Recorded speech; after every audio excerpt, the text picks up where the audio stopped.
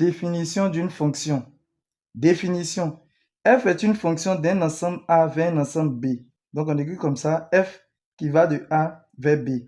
Le A là, est appelé l'ensemble de départ. Ici, là, au début, ici, on appelle ça l'ensemble de départ. Maintenant, le B, là, lui, c'est l'ensemble d'arrivée de la fonction F. On appelle ensemble de définition de F.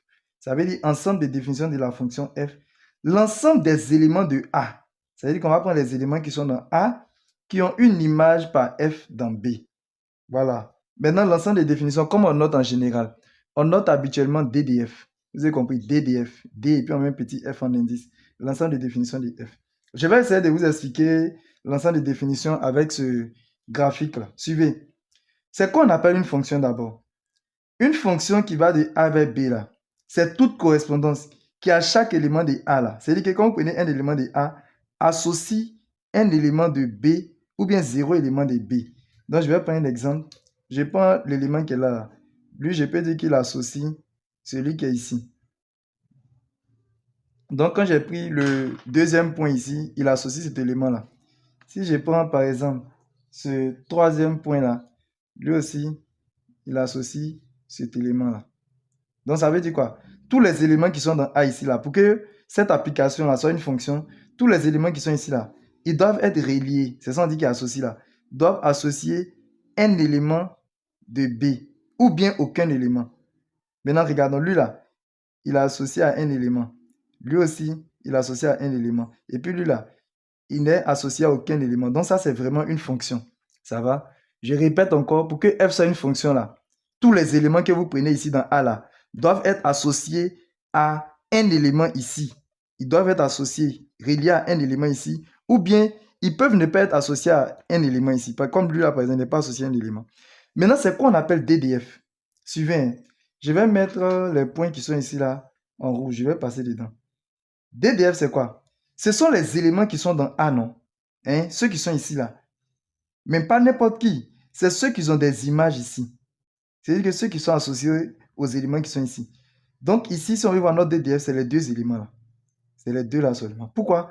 Parce que c'est les deux éléments qui ont des images dans l'ensemble d'arrivée. Ça va, non? Donc c'est ça qu'on appelle DDF. Les deux éléments qui sont ici là. C'est eux qu'on va appeler DDF. C'est ce que la définition dit. On appelle ensemble de définition de F l'ensemble des éléments de A. C'est-à-dire qu'on les prend dans A qui ont une image par F dans B. Donc vous voyez, les deux, ils ont des images dans B.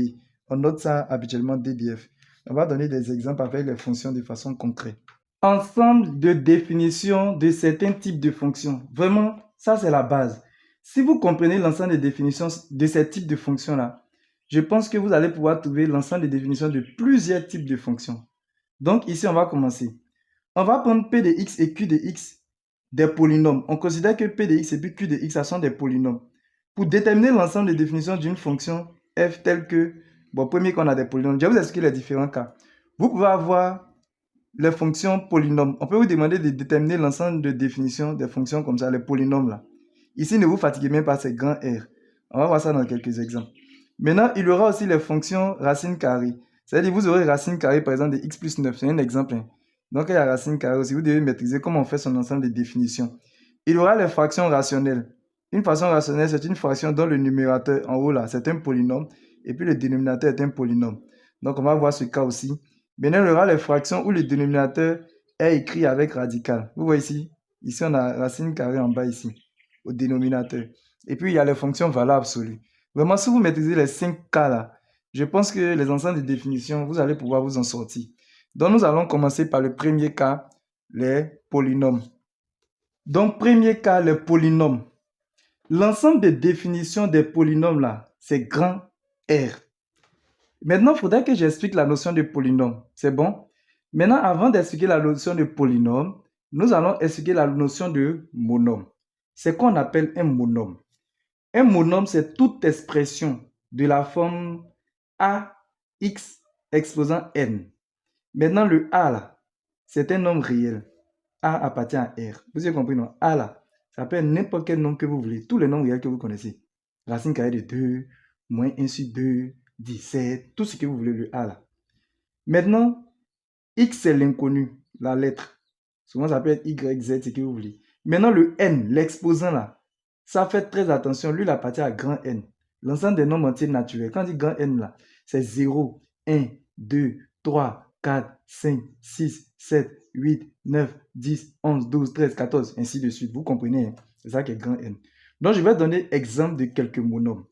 Ici, par exemple, nous avons 17x est 63. Vous voyez le 17 là, il appartient à grand R. Celui qui est ici, on appelle ça le coefficient. Il doit appartenir à grand R. Lui, il appartient à grand R. Et puis, on a x est 63. 3 appartient à grand N. C'est un nombre entier naturel. Ici, on a moins 2. Et puis, voici l'inconnu x. Et puis, 20. Moins 2 appartient à grand R. Moins 2, il appartient à grand R. Voici notre inconnu x. Et puis, voici l'exposant. Lui, il appartient à grand N. C'est bon. On a 1 k, x est 68. Lui aussi, il appartient à grand R. Voici notre x. Et puis, lui, il appartient à grand N. Ainsi de suite.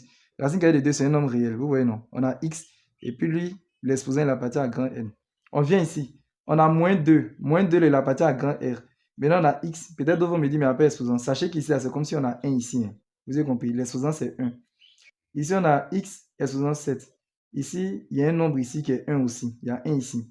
Donc, notre nombre réel A là, c'est comme si c'est 1. On a exposant 7. 7 là, il appartient à grand N. Ici, on a x, non. Ici, il y en a 1. Et puis ici aussi, on a 1. 13. 13, là, vous voyez, il n'y a pas x. C'est un nombre réel, j'ai écrit comme ça. Mais sachez que lui aussi, c'est un monome. 2 aussi, c'est un monome. Moins 8 est un monome. Tous les nombres réels que vous connaissez sont des monomes. Ça va? Maintenant, je vais donner des cas où ce ne sont pas des monomes. Et je vais vous dire pourquoi ce ne sont pas des monomes. Je prends un exemple. Je prends 3x exposant moins 2. Vous voyez ici, là, ce n'est pas un monome. Pourquoi? Parce que l'exposant qui est ici, là, ça là, ce n'est pas un nombre entier naturel. On dit que ce qui est en haut ici, là, doit appartenir à grand N. Donc ça, là, ce n'est pas un monome. Je donne un autre exemple. Si le x est en bas d'une barre de fraction, si par exemple vous avez 7x exposant 8, vous voyez ici, là, il y a la barre de fraction, non? Et puis x en bas de la barre de fraction. Ça là aussi, ce n'est pas un monome. Vous avez compris, ce n'est pas un monome. Parce que le x là en dessous de la barre de fraction, ce n'est pas bon. Donc, c'est vraiment les deux cas que je pourrais vous dire. Si vous avez moins un nombre ici, c'est-à-dire qu'un nombre en tout cas qui n'est pas un nombre entier naturel, c'est que ce n'est pas un monome. Ou bien si vous voyez le x en dessous de la barre de fraction, ce n'est pas un monome. Donc, je vais dire que ceux-là ne sont pas des monomes. Ça va? Donc, les deux là ne sont pas des monomes. Bon, j'ai donné d'autres exemples qui sont des monomes, mais si on prend par exemple 3k de x, ici le x là n'est pas en bas de la barre de fraction, il est au même niveau. Donc, ça, c'est un monome. Ce que je viens d'écrire là, c'est un monome, hein? C'est un monome. Très bien. Si je prends par exemple 7x exposant 8 sur 2, ça aussi c'est un monome parce que le x là se trouve au-dessus de la barre de fraction. Maintenant qu'on a vu le monome, on va parler des polynômes. Un polynôme, c'est la somme de plusieurs monomes. C'est-à-dire que lorsque vous additionnez plusieurs monomes, ça donne un polynôme. Je prends un exemple. Ici, on a f de x égale à 17x est 63 moins 2x moins 13. Vous voyez, 17x est 63, c'est quel là? C'est un monome, non? Moins 2x aussi, c'est un monome. Moins 13, c'est un monome. Donc, on a additionné 3 monomes. Donc, on appelle ça un polynôme. Et retenez que quand on additionne plusieurs monomes, ce n'est pas forcément 3, hein, ça c'est un exemple. Donc, ça là, c'est un polynôme. Maintenant, l'ensemble des définitions d'un polynôme, je vous ai dit, c'est R. Donc, si on vous demande l'ensemble des définitions de ça là, vous écrivez DDF, on écrit ça DDF, vous mettez DDF égale à R. Et puis, c'est fini. Ne vous fatiguez pas. Hein? Maintenant, ici, par exemple, je prends G de X. J'ai changé de nom. G de X égale à 9 moins X exposant 11 moins 100 X exposant 7 plus X. Ici aussi, c'est un polynôme. Pourquoi? Parce que 9 là, c'est un monome. Moins X exposant 11 est un monome. Moins 100x exposant 7 est un monome. Plus x est un monome. Donc ici, on a fait la somme de plusieurs monomes qui est un polynôme. Donc ici, là. Bon, ici, je ne vais pas dire DDF, hein, parce que la fonction là s'appelle G. Quand c'est comme ça, on dit D de G. Vous avez compris, non? Vous prenez la première lettre là, vous mettez D de G. Si c'était par exemple H de X, on a dit D de H. Voilà, c'est en fonction du nom du polynôme qu'on donne le D. Ici, comme c'est un polynôme là, on ne se fatigue pas. Ne faites rien. Hein. Vous mettez D de G égale à R. C'est tout. J'espère que pour les polynômes, ça va. Deuxième cas, fonction racine carrée. Suivez. Si vous avez f de x égale à racine carrée de p de x, ça c'est un polynôme. Vous avez compris, non? Il y a une condition à poser pour trouver l'ensemble des définitions. On pose la condition f de x existe seulement si ce qui est dans racine carrée, là, sous la racine en bas ici, là, doit être supérieur ou égal à 0. Vous avez compris? Lorsque vous avez racine carrée d'une fonction, d'un polynôme, et puis on vous dit de trouver le DDF là, vous mettez que ce qui est sous la racine là est supérieur ou égal à 0. Parce que tout nombre qui se trouve sous une racine doit être supérieur ou égal à 0. Nous allons donner un exemple pour mieux vous faire comprendre. Voici un exemple. On dit déterminons l'ensemble des définitions de la fonction f de x égale à racine carrée de moins 2x plus 5. Donc, vous voyez, en dessous de la racine, on a moins 2x plus 5, qui est un polynôme. Donc, qu'est-ce que vous allez dire? La fonction là s'appelle f. Donc, vous dites soit d de f, vous écrivez d, vous mettez f en indice, l'ensemble des définitions de f. Maintenant, si je veux comment on rédige, bon, il y a plusieurs façons de rédiger, mais bon, je vais prendre cette technique-là. Vous mettez x appartient à d de f. Vous avez compris, non? X appartient à d de f équivaut à... Ça équivaut à quoi? Ce qui est sous la racine, là, ici, là, doit être supérieur ou égal à 0. Donc, je reprends, x appartient à d de f équivaut à moins 2x plus 5, là, est supérieur ou égal à 0. Maintenant, nous allons résoudre cette inéquation. Donc, pour résoudre l'inéquation, on doit chercher le x. Donc, vous mettez équivaut à... Ici, pour que le x soit seul, on doit faire partir le plus 5. Donc, quand le plus 5 va partir à droite de l'égalité, qu'est-ce que j'aurai? Il va rester moins 2x seulement, non? Donc, je mets moins 2x est supérieur ou égal. Je mets toujours mon supérieur ou égal. Donc, je mets supérieur ou égal. Il y a 0 dans son coin. 0, lui, il est dans son coin. Donc, vous mettez 0 dans son coin. Maintenant, le plus 5 là, il doit passer à droite de l'inégalité. Maintenant, quand le plus 5 passe à droite de l'inégalité, il change de signe. On prend son opposé. L'opposé de plus 5, c'est moins 5. Donc, quand il vient ici, là, il devient moins 5. Donc, qu'est-ce qu'on aura? On aura moins 2x est supérieur ou égal à... Vous faites 0 moins 5, cela donne moins 5. Mais ici, notre x n'est pas encore seul.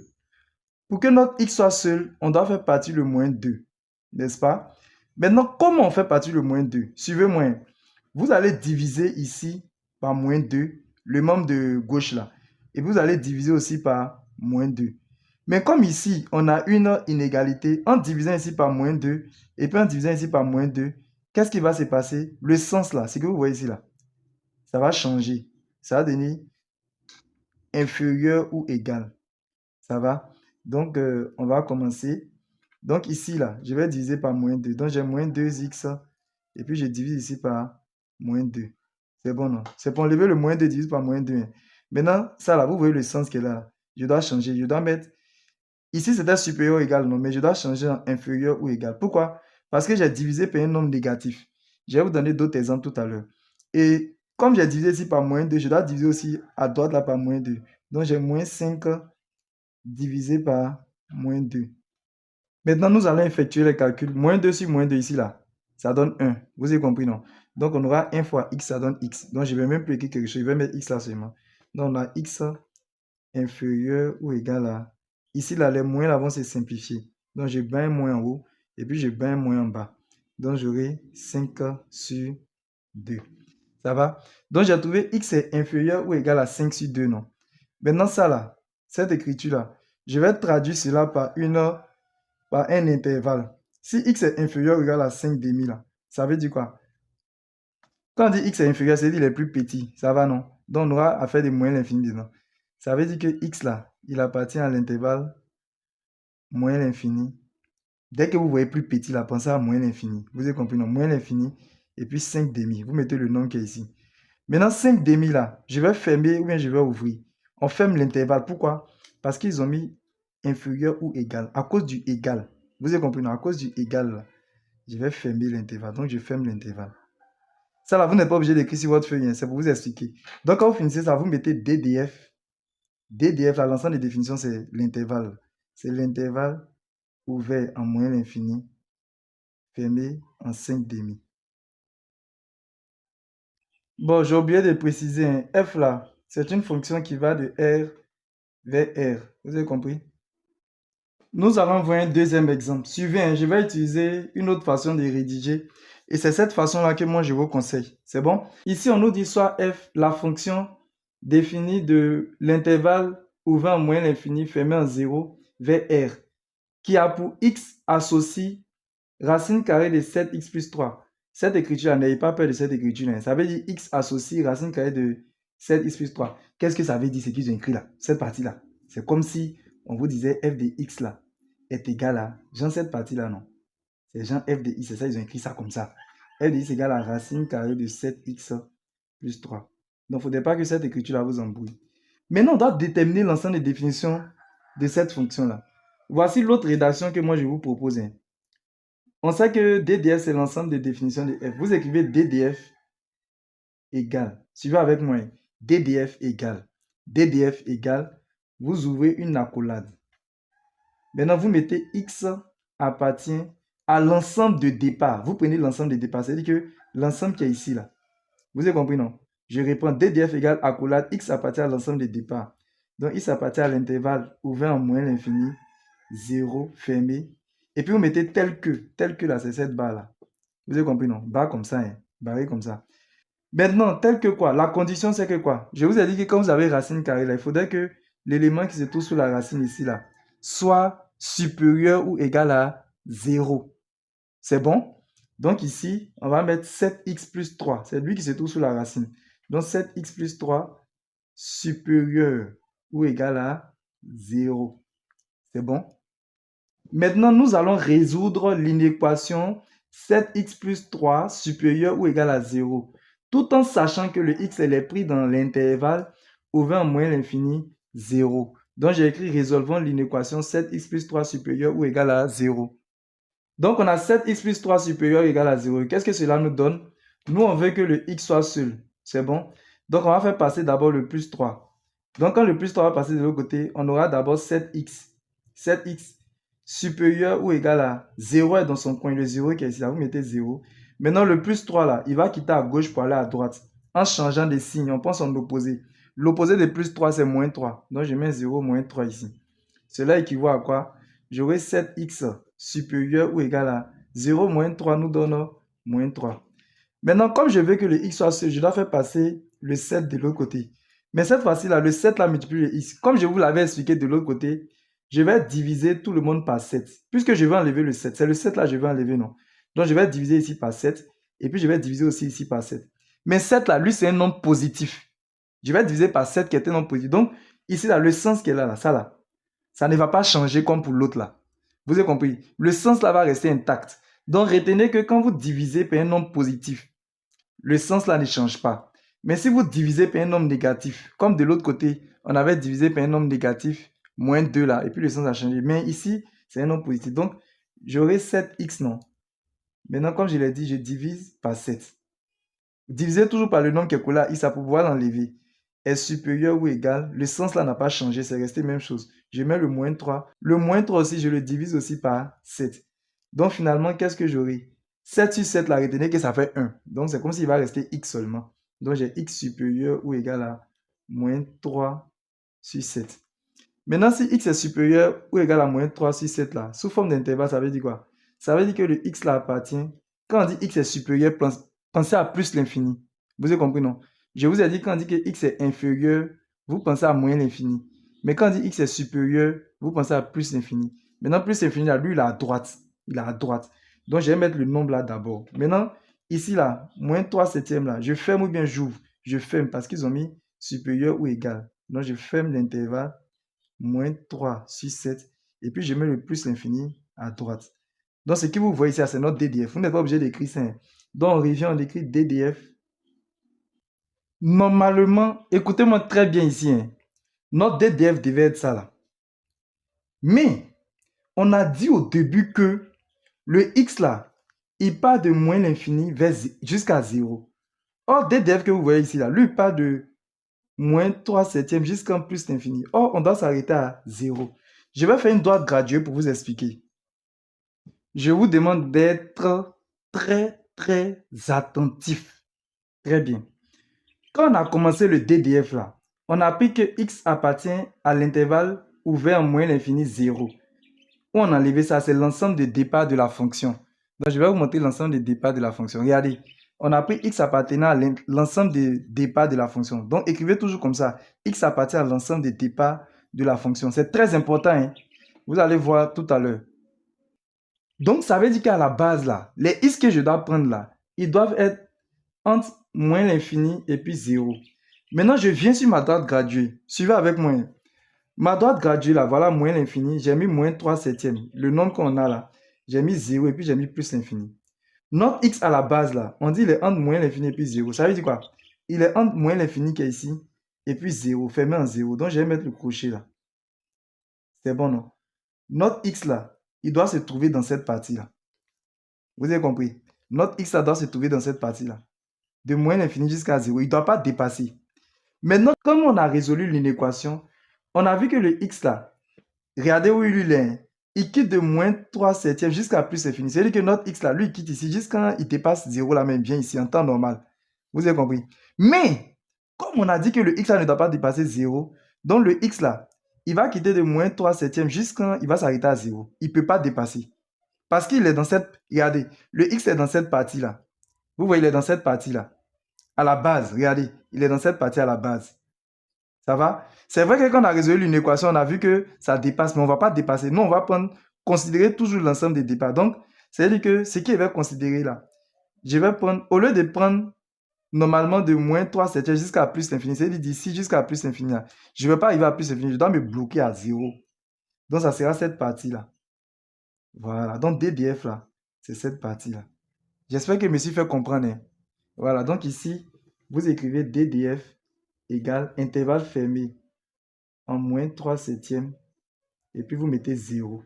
Voilà, ne partez pas à plus l'infini. Ça là, j'ai dit que n'écrivez pas sur votre feuille. C'est pour qu'on se fasse comprendre. Nous allons voir maintenant le cas des fractions rationnelles.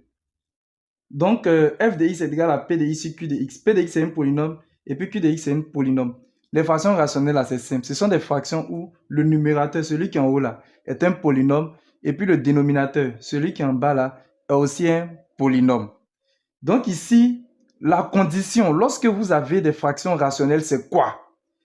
Vous voyez, dans une fraction rationnelle, on a le numérateur et puis le dénominateur. C'est que le dénominateur, celui qui se trouve en bas ici, là, doit être différent de 0.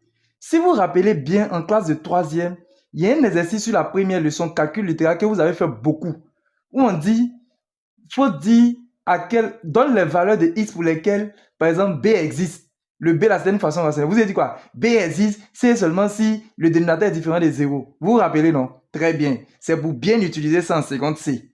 Voilà, on a fait ça beaucoup en 3e là. Ce n'était pas cadeau. Donc ici, si vous avez f de x est égal à p de x sur q de x, on pose la condition f de x. Ça veut dire que la fraction rationnelle existe si et seulement si le dénominateur, c'est-à-dire celui qui est en bas là, qui est en dessous de la barre de fraction, celui qui est en bas ici, est différent de 0. Donc nous allons faire un exemple pour que vous compreniez mieux. On nous donne la fonction f définie de R vers R.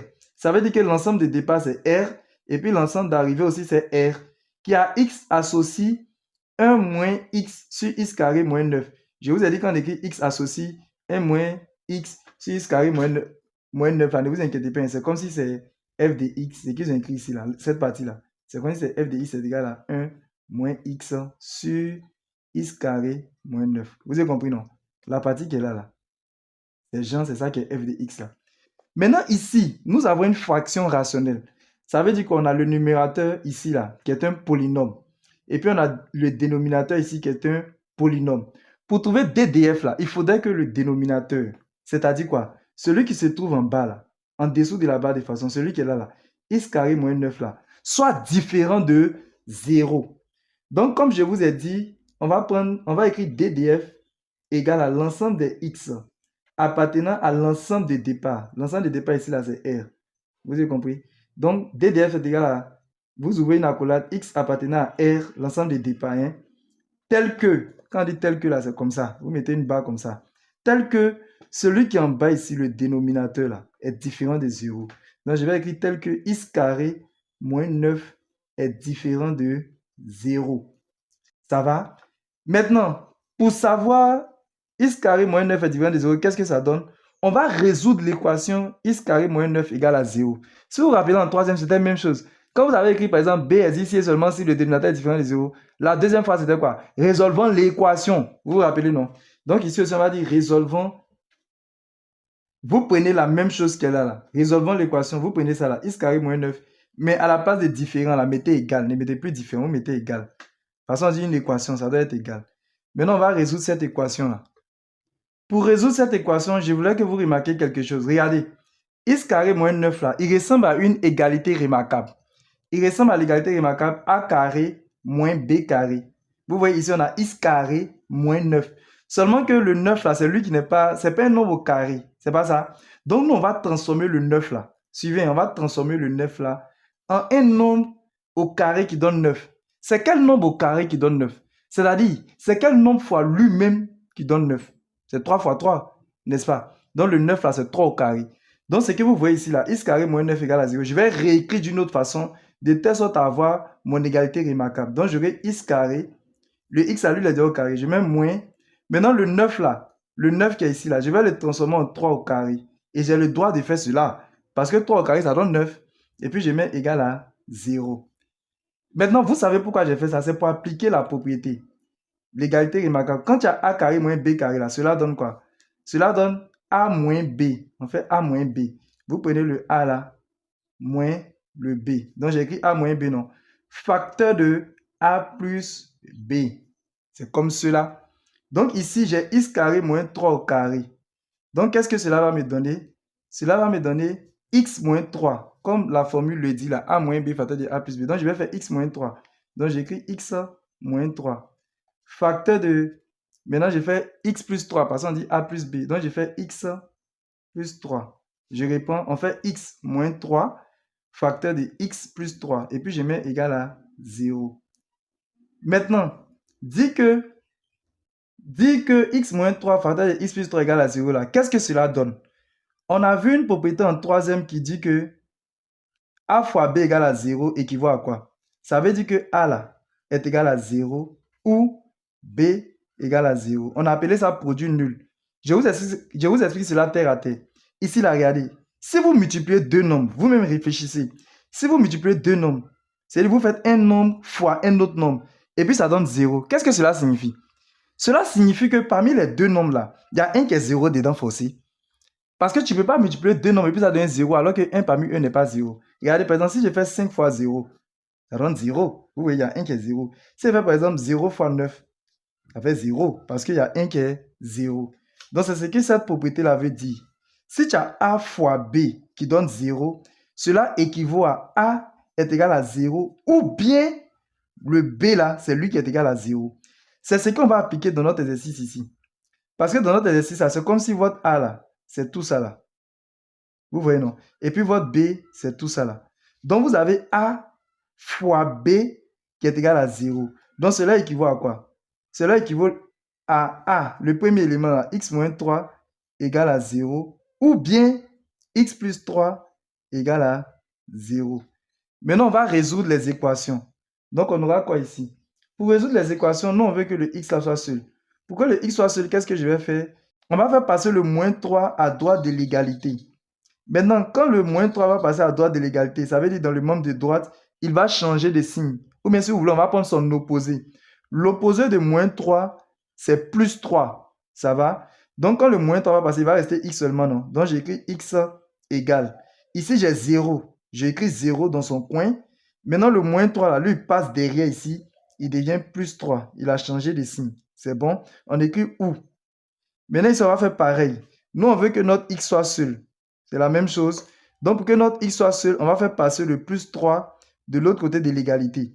Or, quand le plus 3 va passer de l'autre côté de l'égalité, on va prendre son opposé. L'opposé de plus 3, c'est moins 3. Donc, j'aurai x. Quand le plus 3 passe, x reste seul. Donc, j'aurai x égale 0 dans son point. Maintenant, le plus 3 qui va passer va devenir moins 3. Donc, j'aurai au final x qui est égal à 0 plus 3 nous fait 3.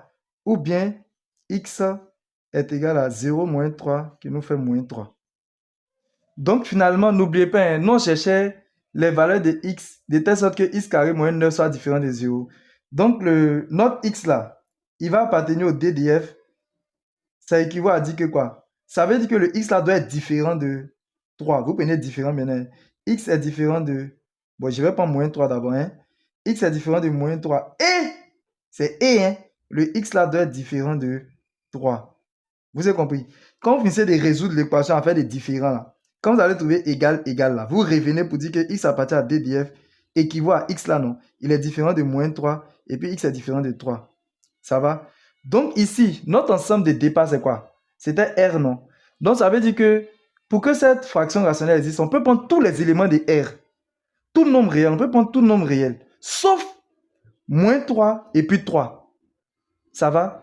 Donc quand c'est comme ça là, on va écrire DDF, suivez, c'est une nouvelle notation. Vous allez écrire DDF égale tous les nombres réels, comme je vous ai dit là. Vous pouvez prendre tous les nombres réels. X peut être tous les nombres réels. C'est pour ça que j'ai mis R là, grand R.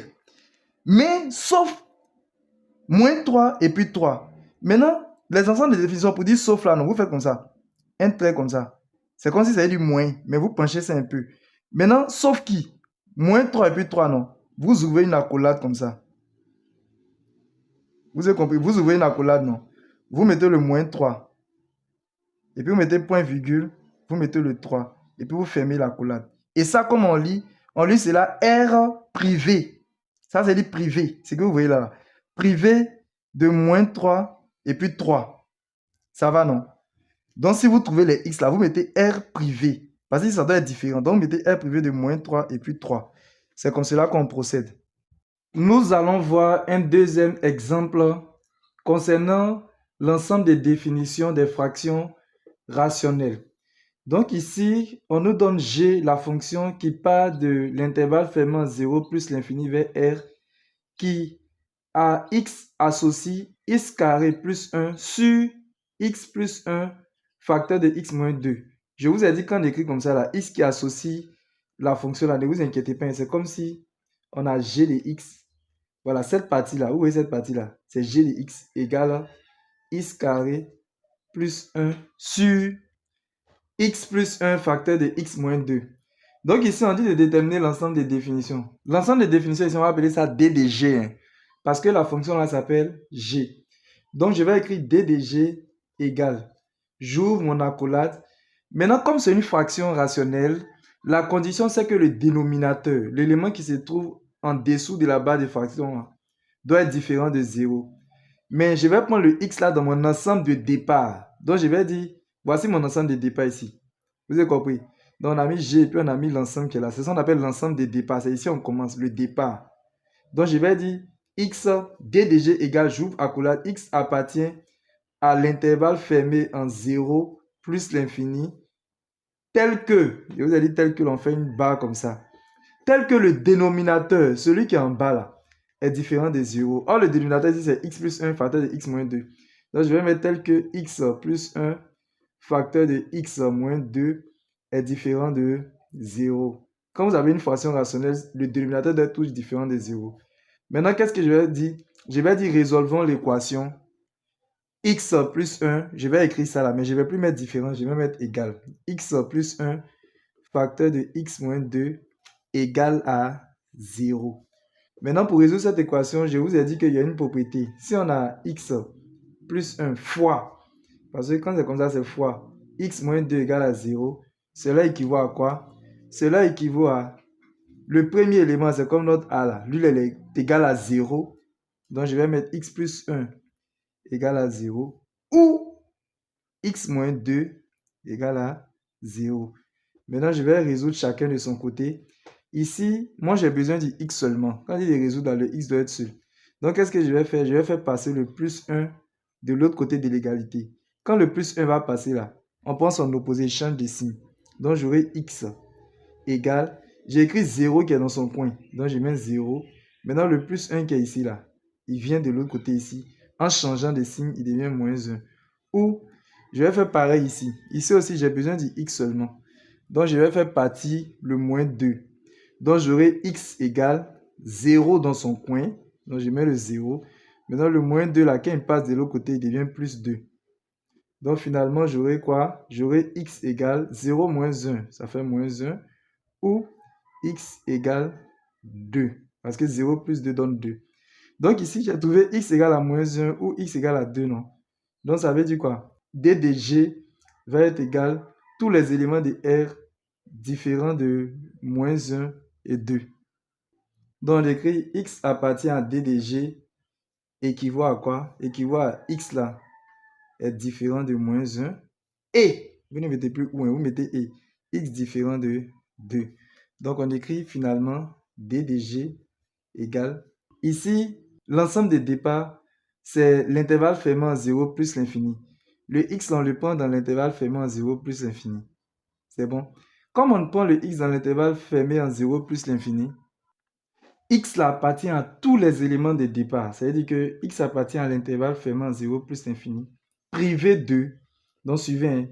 Je vais vous expliquer. Sinon, je vais pas aller directement, mais c'est pour vous expliquer. Normalement, D de G là, ça fait l'ensemble de départ 0 plus l'infini, privé de. Ça veut dire qu'on va enlever les éléments. Vous mettez un trait comme ça. Ça veut dire privé de. Privé de normalement, moins 1, point virgule 2. Ça veut dire qu'on peut prendre tous les éléments de 0 à plus l'infini, mais on ne prend pas moins 1. Et puis 2. Maintenant, écoutez-moi très bien. Vous voyez, on dit on va prendre tous les éléments de 0 à plus l'infini. Suivez avec moi. Ça veut dire on va prendre les éléments qui sont ici. De 0, intervalle fermé en 0, jusqu'à plus l'infini. C'est-à-dire on prend tous ces éléments qui sont ici. Maintenant, on dit on enlève dans ces éléments-là moins 1. Je vais vous poser la question. Est-ce que moins 1 lui-même, il est ici, là? Il n'est pas ici. Regardez, moins 1, il est en dehors de l'intervalle. Donc, je ne suis pas obligé de mettre privé de moins 1. C'est vrai que moins 1 est dans le groupe, mais je ne suis pas obligé de mettre privé de moins 1. Si je veux être plus rigoureux, ça va? Donc, normalement, c'est intervalle fermé en 0 plus infini, privé de 2. C'est 2 qui est dans cette partie-là. Donc, c'est lui en dans l'évident. Moins 1, lui, n'est pas dans la partie. Donc, il ne nous cause aucun problème. Donc, la bonne définition de l'ensemble des définitions ici, c'est l'intervalle fermé 0 plus l'infini, privé de 2 seulement. Vous avez compris? C'est-à-dire qu'on prend tous les éléments de l'intervalle fermé en 0 plus infini et puis on enlève 2 dedans. Tous les éléments qui sont des 0 à plus infini, sauf 2. Voilà. Maintenant, si vous voulez écrire ça sous forme d'intervalle, vous pouvez le faire aussi. Hein. Sous forme d'intervalle. S'il vous plaît, il ne faut pas ça vous mélanger. Hein. À partir d'ici, là, c'est fini. Maintenant, je vais vous donner juste une autre façon d'écrire. L'autre façon d'écrire, c'est quoi? Vous allez prendre... On va quitter de 0 à 2. Vous voyez, non, mais on enlève 2 dedans. Donc, ça fait intervalle fermé en 0, 2. On ouvre, union, on ouvre en 2, et puis on fait plus l'infini. C'est une autre façon d'écrire, hein, c'est tout. Donc, ici, là, vous voyez, j'ai ouvert, c'est-à-dire que 2 n'est pas dedans. Très bien. Nous allons faire un peu de vocabulaire, parce que c'est des choses que vous pouvez voir dans certains exercices. Il faudrait que vous compreniez. Ici, là, c'est l'intervalle fermé en 0 plus l'infini. C'est pas ça. C'est-à-dire les nombres positifs, les nombres réels positifs. On peut donner une autre notation pour ça. Comment on écrit? On écrit R et puis on met plus en bas. Vous avez compris? Si vous voyez cette écriture-là, R et puis on met petit plus en bas là, non? Ça signifie que c'est l'intervalle fermé en 0 plus l'infini. On se comprend? Très bien. Maintenant, regardez ici. Ici, on a mis intervalle ouvert en moins l'infini à 0. Ça veut dire que c'est les nombres réels négatifs, n'est-ce pas? De moins l'infini à 0, c'est les nombres réels négatifs. Lui aussi, il y a une notation. Pour les positifs, on a mis R et puis on a mis petit plus en indice, non? Pour les négatifs, on met R et puis on met moins en indice. Cette écriture-là, c'est lit R privé. Vous avez compris? Privé. Privé de 5. Ça veut dire quoi? On va prendre tous les éléments de R, mais on ne va pas mettre 5 dedans. On va enlever 5 dedans. C'est ce que ça signifie. Ça va? Celui qui veut écrire d'une autre façon, il peut écrire comment? Il peut dire il va quitter de moins l'infini. Puisque R là, ça commence à moins l'infini, non? Et puis ça finit à plus l'infini. Donc il peut écrire par exemple de moins l'infini. Comme c'est privé de 5 là, il met le 5. Il ouvre l'intervalle, non? Et puis il met union. Et puis il ouvre l'intervalle encore en 5. Et puis il va à plus l'infini. On peut écrire ça comme ça. Vous avez compris? Maintenant, il y a une autre notation qui est très très importante qu'on voit beaucoup. On va mettre R privé de 0. Ça veut dire quoi? Ça veut dire tous les nombres réels sauf 0. Et ça, on a donné une notation. On écrit R et puis on met étoile. Vous avez compris? Si vous voyez R étoile là, ça veut dire que étoile, on met ça en haut. Hein. Si vous voyez étoile, ça veut dire que c'est tous les nombres réels, mais 0 n'est pas dedans. Étoile nette là, ça veut dire que 0 n'est pas dedans. Ça va? Donc, je vous ai parlé de étoile. Hein. Étoile, ça veut dire que 0 n'est pas dedans. Maintenant, je reviens à ici. Ici, R plus, on a dit quoi? C'est l'intervalle fermé en 0 plus l'infini. Quand on ferme en 0, ça veut dire que 0 est dedans, non? C'est pas ça. Maintenant, regardez cet intervalle-là. J'ai mis ouvert en 0 jusqu'à plus l'infini. Les deux là, ça et puis ça, c'est la même chose. À la seule différence que ici, là, on a ouvert en 0. C'est-à-dire 0 n'est pas dedans. Donc, qu'est-ce qu'on fait? Vous mettez R plus en indice, non? Maintenant, comme 0 n'est pas dedans, on met étoile. Vous avez compris? C'est pareil pour ici. Ici, j'ai l'intervalle ouvert en moins l'infini 0. Ici, c'est fermé en 0. Donc, je mets R moins seulement. Maintenant, regardez ici. J'ai l'intervalle moins l'infini et puis 0, mais c'est ouvert en 0. Donc, comme c'est le nombre négatif là, je vais mettre R moins. Mais comme il n'y a pas 0 dedans, donc je mets étoile. Voilà, c'est quelques notations que vous devez connaître. Nous allons voir le quatrième cas. Ici, c'est une fraction dont le numérateur est un polynôme. Et puis au dénominateur, on a racine carrée d'un polynôme. Donc voici la forme. On a f de x est égal à p de x, qui est un polynôme, sur racine carrée de q de x qui est un polynôme. La condition, c'est que quoi? Si vous remarquez bien ici, il y a la contraction de deux choses. On a vu le cas des racines carrées. On a dit que quand vous avez racine carrée là, il faudrait que l'élément qui est ici là soit supérieur ou égal à 0.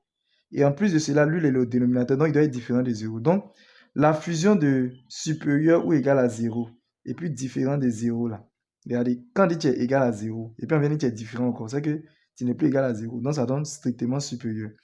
Donc, la condition, c'est que quoi? Si vous avez ce genre de fonction là, vous dites f de x existe si et seulement si celui qui est en bas ici, qui est en dessous de la racine carrée là, q de x là, doit être strictement supérieur à 0. Quand on dit strictement supérieur à 0, c'est-à-dire qu'on ne met pas égal dedans. Vous mettez q de x supérieur à 0.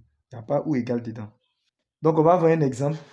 On nous donne la fonction h définie de R vers R. Donc, l'ensemble des départ, c'est R1, qui a pour tout x associé x plus 2 sur racine carrée de x moins 1. Vous voyez que cette fonction-là ressemble à la fonction dont on a parlé ici. Au numérateur, nous avons un polynôme et au dénominateur, nous avons racine carrée d'un polynôme. Donc, la condition, c'est quoi? La condition, c'est que le x moins 1, là, celui qui est sous la racine en bas ici, là, doit être strictement positif. C'est-à-dire qu'il doit être strictement supérieur à 0. Donc, on va écrire... Bon, ici, comme la fonction s'appelle h, on dit ddh. Vous avez compris, ensemble, les définitions, c'est ddh. Donc, on va écrire ddh égale, on ouvre la collade, les x appartenant à l'ensemble de départ. L'ensemble de départ, c'est R. Donc, x appartenant à R, qui est l'ensemble de départ, tel que celui qui est ici, là, x moins 1 est strictement supérieur à 0. Ça va? Maintenant, je vais résoudre l'inéquation qui est là. Donc, je mets résolvons l'inéquation x moins 1 supérieur à 0. Donc, j'ai x moins 1 supérieur à 0. Qu'est-ce que moi je veux? Je veux que mon x soit seul. Donc, qu'est-ce que je vais faire? Je vais faire passer le moins 1 de l'autre côté de l'égalité. Donc, j'aurai quoi? J'aurai x supérieur à 0 dans son coin. Et maintenant, le moins 1 là, quand il passe à droite, il devient plus 1. Ce qui équivaut à quoi? Ce qui équivaut à x est supérieur strictement à 0 plus 1, ça fait 1. Donc ici, on a x qui est strictement supérieur à 1. Donc ça veut dire quoi? X là, normalement... Bon, ça, n'écrivez pas, c'est juste pour vous expliquer. X appartient... Quand on dit supérieur là, je vous ai dit de penser à plus l'infini, non? Donc plus l'infini à droite. Donc je vais mettre x appartient à l'intervalle ouvert en 1. Pourquoi on ouvre en 1? Parce qu'ici, là, c'est strictement supérieur. Il n'y a pas égal dedans. S'ils avaient mis supérieur ou égal, là j'allais fermer en 1. Mais ils ont mis supérieur simple. Donc, je ne ferme pas en 1. J'ouvre en 1. Et puis, je mets plus l'infini. Très bien. Donc, notre x, il doit appartenir à cet intervalle-là. Intervalle ouvert en 1 plus l'infini. Maintenant, comme le x, on l'a pris dans R, là, non? Il n'y a pas de problème, ça passe. Donc, DDH égale intervalle ouvert en 1, point virgule, plus l'infini. Bon, je vais revenir sur quelque chose. Peut-être il y a des élèves qui vont se poser la question, mais monsieur, pourquoi vous n'utilisez pas ce qui est au-dessus? Bon, écoutez-moi. Celui qui est en haut ici, là, c'est un polynôme, non, n'est-ce pas? L'ensemble des définitions des polynômes, là, c'est R. Donc, il n'y a pas de souci. Voilà, donc on doit s'occuper de celui qui est en bas, celui qui cause problème. Maintenant, on va voir le cinquième cas, valeur absolue d'une fonction. Bon, ce cas-là, c'est simple, mais bon, je voulais vous parler de ce cas quand même. Si vous avez f de x est égal à la valeur absolue de p de x, p de x est un polynôme là. La condition, c'est que quoi? C'est qu'ici, là, il n'y a même pas de condition. C'est que le d de f là, c'est égal à r. Hein? Exemple, les fonctions sont définies de r vers r. Toutes les fonctions que je prends là. Si on vous demande d de f, alors que f de x est égal à la valeur absolue de x plus 9, vous mettez d de f est égal à r. Parce que la fonction valeur absolue là est définie sur tout R. Donc ici, par exemple, si on dit G de X est égal à la valeur absolue de moins 2, 10, moins 7, on vous demande D de G, vous mettez D de G égal à R, tout simplement.